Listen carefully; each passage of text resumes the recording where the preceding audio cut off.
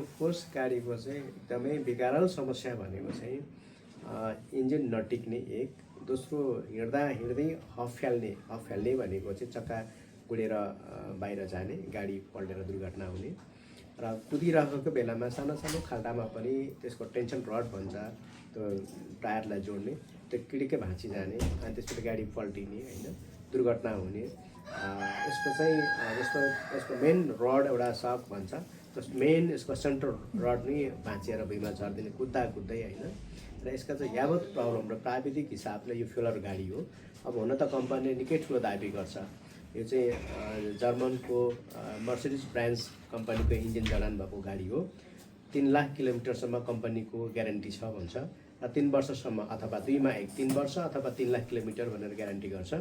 तर यो उनीहरूले ग्यारेन्टी गरे जस्तो कुनै पनि यसमा विश्वसनीयता छैन। त्यसले गर्दाखेरि यति धेरै कच्चा गाडी, यसको बडी पनि यति कच्चा छ र तपाईँको चाहिँ यो बडीहरू पनि सल्लाइको जुन खोल जस्तो कोप्टा जस्तो त्यो टाइपको चाहिँ एकदमै कच्चा न कच्चा छ होइन।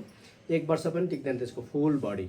जस्तो अन्य सामान्य गाडीहरू 5-6 वर्ष मजाले बडी टिक्छ, तर यसको चाहिँ 1 वर्षमै सबै चिरा परेर ल्याङफ्याङ भएर त्यो त्यस्तो हुन्छ। त्यसले गर्दाखेरि अहिले यो फोर्स मोटर्स गाडी जुन नेपालमा आइएम इन्टरकन्टिनेन्टल प्राली भन्ने भित्राइ हो, यसको अफिस काठमाडौँको गैरीधारामा छ। यदि यसले यति धेरै ठग गरिराखेको छ नेपाली व्यवसायीहरूलाई, जस्तो अहिले हामीले स्किलफुल युवाहरू विदेश जानु भन्दा यो एउटा गाडी लिएर होइन आफ्नो परिवारदेखि लिएर आफ्नो समाजलाई सेवा दिन सक्ने एउटा क्षेत्र हो यातायात क्षेत्र भनेको। तर उसले यो प्रडक्ट गरेको जुन गाडी छ, उसले निकालेको नेपालमा जुन गाडी छ फोर्स मोटर्सको यो जिप, यो क्रुजर जिप भन्छ, यसको 4 व्हिल र 2 व्हिल गरेर दुईवटा यो सिगमेन्टको छ। 4 व्हिल त झन् कामै छैन होइन, 2 व्हिलको पनि अत्याधिकमा चाहिँ यसको समस्या छ। त्यसले गर्दा यसमा हिँड्नु भनेको चाहिँ आफ्नो मृत्युको काल सँगसँगै जुन यात्रीहरू चाहिँ पछि लाग्नु हो, यस्तो खालको समस्या यसमा यावत छ। यसको चाहिँ प्राविधिक नै समस्या यसमा चाहिँ।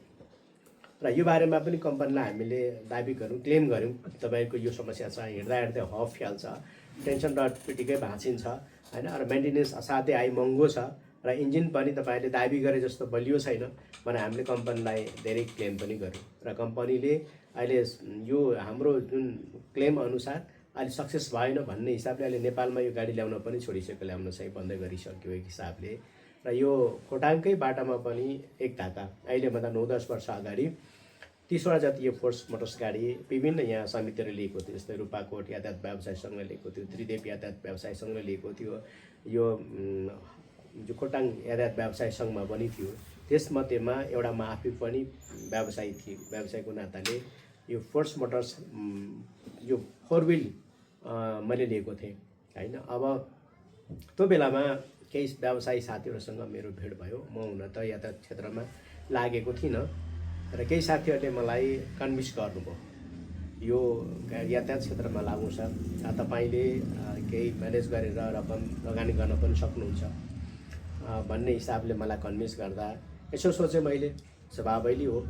अब खोटाङमा अब किसानहरूलाई त पैसा म्यानेज गरेर एउटा गाडी होइन किनेर सडकमा कुदाउन त समस्या छ, ब्याङ्कले पत्याउनु पनि गाह्रो छ होइन, इन्कम सोर्सदेखि लिएर धेरै कुरा ब्याङ्कले पनि खोज्छ। तर यो हिसाबले यसो हेर्दाखेरि म त कमसेकम यति चाहँदा म्यानेज गर्न सक्ने एउटा लेभलमा त छु भने राज्यले खोटाङमा एउटा सडक त जोडिदियो। अब हामीले चाहिँ एउटा व्यवसाय हिसाबले गाडी होइन त्यसरी किनेर यातायात क्षेत्रमा नलाग्ने हो र नखरिद गरेर नकुदाउने हो भने खोटाङको जनताले कसरी काठमाडौँसँग जोडिने अवसर पाउँछ त भन्ने हिसाबले, भावनात्मक हिसाबले म यो क्षेत्रमा जोडिन पुगेँ। त जोडिँदाखेरि यस्तो धेरै पीडित हुन पुग्यो।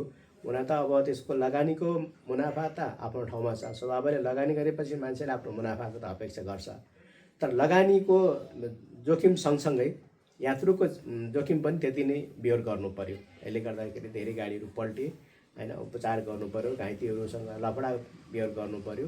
त्यो हिसाबले गर्दाखेरि आज म यो फोर्स गाडीसँग जुन यो फोर्स गाडी आइएम इन्टरकन्टिनेन्टल नेपालमा भित्रायो, उसँग अहिले मैले चाहिँ मिडिया वारदेखि लिएर लिगल वार गरिराखेको छु। किन उनले चाहिँ नेपालको सोझो साझो व्यवसायलाई ठगिराखेको छ, दिनदायी ठगेको छ र यो भारतीय कम्पनीलाई फोर्स मोटर्स कम्पनीलाई उनले चाहिँ पोस्ने काम र धनी बनाउने काम गरिराखेको छ। नेपालको यो निम्न वर्गको साथीहरू हुन्छन्, हामी व्यवसायहरू होइन, निम्न वर्गको साथीहरूलाई चाहिँ ठग्ने, व्यवसायी नेपालीहरूलाई ठग्ने र भारतबाट कम्पनीलाई पस्ने काम गरिराखेको छ। जसको कारणले गर्दाखेरि अहिले आइएम इन्टरकन्टिनेन्टललाई मैले यो आम जनताको बिचमा, आम उपभोक्ताको बिचमा, आम यात्रुहरूको बिचमा होइन एउटा चेतनाको लागि, जनचेतनाको लागि पनि मैले प्रेस मिट गरिराखेको छु र यही सँगसँगै मैले कानुन हिसाबले पनि उसलाई थ्रेट गरिराखेको छु। यस्तो खालको ठगी धन्दा बन्द गर्नु पर्यो। एबिसिडी जोसुकैले पनि व्यवसाय गर्न पाउँछ, निर्वाध रूपमा संविधानले त्यो दिएको छ, अधिकार दिएको छ, मौलिक अधिकार छ गरिखाने होइन, व्यवसाय गरिखाने। र व्यवसाय गरिखाने भन्दैमा जनतालाई ठग्नु भएन। त्यो हिसाबले मैले अहिले यो साउनको 30 गते कानुनी हिसाबले अदालतमा पनि मैले मुद्दा दायर गरिदिएको छु, त्यहाँ पनि छलफल चलिराखेको छ। र मिडियाबाट पनि मैले चाहिँ जनतालाई होइन, व्यवसायहरूलाई, यात्रुहरूलाई जीवन रक्षाको लागि मैले चेतनामूलक यो अभियान चलाइराखेको छु। यस अन्तर्गत तपाईँहरूसँग पनि भेट भयो, खुसी लागेको छ। धन्यवाद।